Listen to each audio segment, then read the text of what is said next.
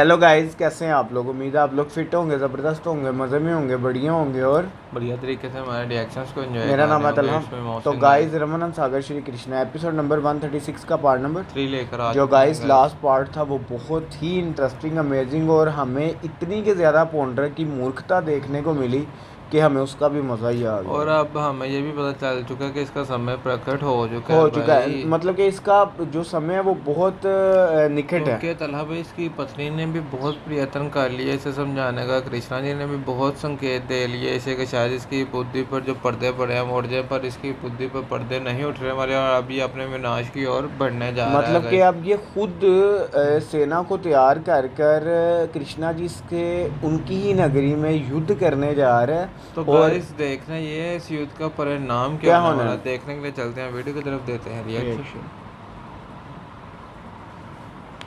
Sorry. तुम्हें अपने सुहाग और अपनी मांग में सजी सुहाग की निशानी की चिंता है ना। लो, हम इसी क्षण तुम्हारी इस चिंता को दूर किए देते हैं।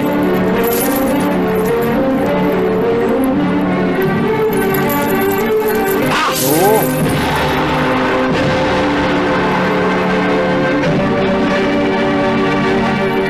स्वामी, ये आपने क्या अनर्थ कर दिया? ये अनर्थ हमने तुम्हारे विश्वास की डगमगाती नैया को देखकर किया है तारा। जो पत्नी युद्ध पर जाते समय अपने पति के शौर्य और बाहुबल पर शंका करती है, उसकी मांग उनकी में शंका सही है ना, सुहाग सही की है। पवित्र निशानी शोभा नहीं देती। हाँ, शोभा नहीं देती। और अब जब हम युद्ध भूमि से विजय पताका लेकर लौटेंगे, तब कृष्ण के रक्त से ही हम तुम्हारी मांग भरेंगे।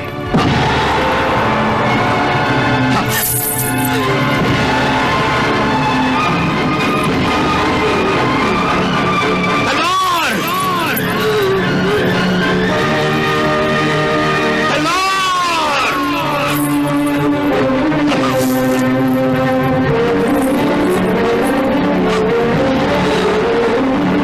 बड़ा अपमान।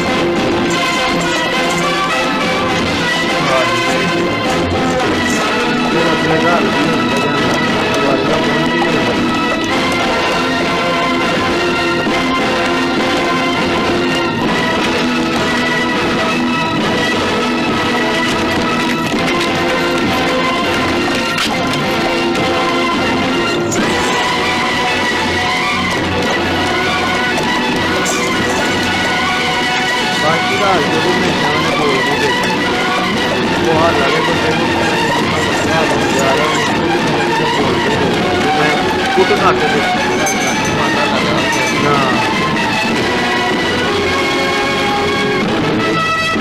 आरती, चलो।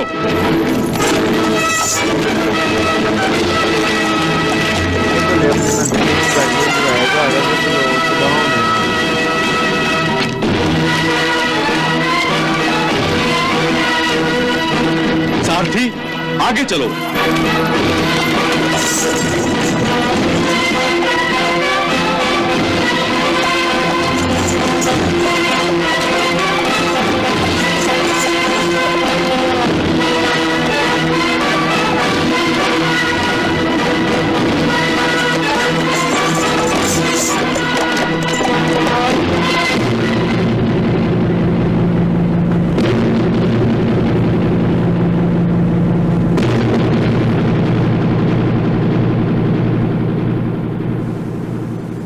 पौंड्रक नगरी से हमारे गुप्तचर का यूं अचानक वापस आ जाना अवश्य किसी महत्वपूर्ण समाचार का संकेत दे रहा है।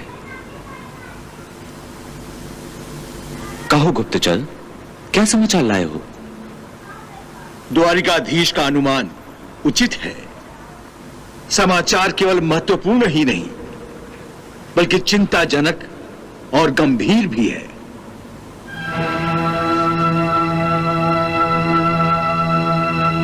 पौंड्र नगरी का राजा पौंड्रक, जो अपने आप को वासुदेव भगवान कहता है, विशाल सेना का समूह लेकर द्वारिका पर आक्रमण करने के लिए बड़ी तेजी से आ रहा है। उसका मित्र वाराणसी नरेश काशीराज भी अपनी सेनाओं समेत उसका साथ दे रहा है।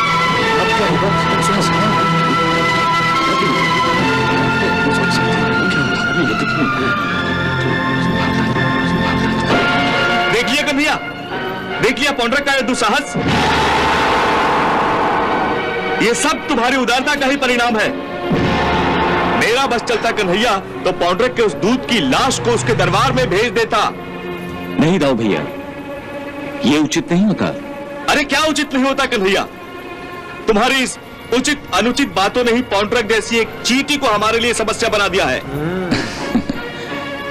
दाऊ भैया, पौंड्रक मेरे लिए समस्या नहीं है।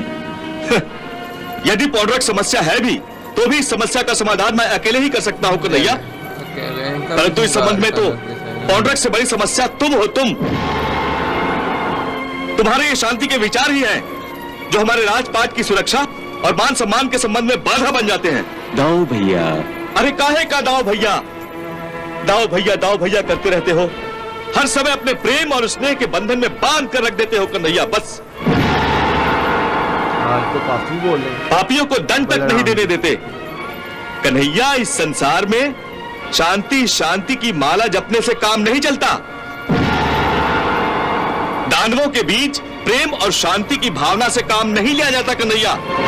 उनकी भ्रष्ट बुद्धि को ठिकाने लगाने के लिए सिर्फ बल और शक्ति का ही प्रयोग करना पड़ता है। हाँ, आपका कथन भी ठीक है दाऊ भैया, परंतु बल का प्रयोग दूत के लिए नहीं किया जाता। राजपाट के भी कुछ नियम होते हैं, मर्यादाएं होती हैं। ये पौंड्रक की दुर्बलता थी जो उसने अपने दूत को प्राप्त राजनीतिक सुरक्षा से लाभ उठाकर हमें धमकी दी थी, परंतु हम उस धमकी का उत्तर खाली बर्तन की भांति उससे भी ऊंची आवाज में नहीं दे सकते थे दाऊ भैया। ठीक है, ठीक है, परंतु अब हम क्या करें ये बताओ। क्या अब भी हम कायरों की भांति उस पौंड्रक के आक्रमण की प्रतीक्षा करते रहे, अपने हाथ पर हाथ धरे बैठे रहे? दाऊ भैया, पौंड्रक द्वारिका पर चढ़ाई करने आ रहा है, शांति का संदेश लेकर नहीं। इसलिए हम उसका उत्तर अवश्य देंगे। ये तुम कह रहे हो कन्हैया? मुझे तो मेरे कानों पर विश्वास नहीं हो रहा है। दाऊ भैया, मैं युद्ध करना नहीं चाहता था, मैं युद्ध करना नहीं चाहता था दाऊ भैया, परंतु होनी बड़ी बलवान होती है, इसलिए पौंड्रक का काल उसे युद्ध भूमि तक खींच कर ला रहा है। हाँ, हाँ कन्हैया, उस पौंड्रक को तो मैं स्वयं अपने हाथों मौत के घाट उतार दूंगा। नहीं दाऊ भैया, पौंड्रक ने मुझे झूठा वासुदेव कहा है और अपने आप को सच्चा वासुदेव कहकर वो मेरा अपराधी बन गया है, इसलिए दंड भी उसे मैं ही दूंगा। यही पौंड्रक का प्रारब्ध है, यही उसका भाग्य है। तो इसका अर्थ यही हुआ कन्हैया कि हम युद्ध करेंगे। अवश्य दाऊ भैया, अवश्य। अवश्य। कॉन्ट्रैक्ट तो गए हो। अक्रूर जी,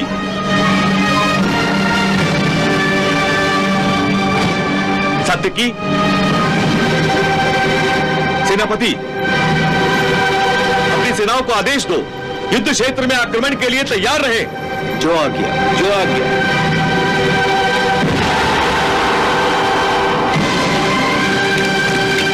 तो गाइज यहाँ ख़त्म हुआ ये पार्ट भी बहुत कमाल का था, लेकिन आप देखें थोड़ा शॉकिंग भी था। तलहवी स्टार्ट वो में बहुत शॉकिंग था था। जब पौंड्रक ने अपनी पत्नी के साथ पत्नी की जो हालत की है, हालांकि उनकी पत्नी का कोई भी चिंता बिल्कुल ठीक थी, वो बिल्कुल ठीक कह रही थी, लेकिन उन्होंने भाई उनकी अपनी दी हुई निशानी छीन ली, संदूर को मिटा दिया। उन्होंने कहा कि अब जब मैं विजय पटाखा लेकर लौटूंगा तो तब मैं कृष्णा जी के लहू से तुम्हारी मांग को भरूंगा। अबे तेरी ऐसी की तैसी, तू क्या बोली जाता है, जो उसके मुंह में आता है बोली जाता है। तो अब फाइनली वो सारी सेना लेकर काशीराज को लेकर हालराज को लेकर निकल पड़ा है। और दूसरी तरफ बलराम जी को देखकर मैं शॉकिंग हुआ।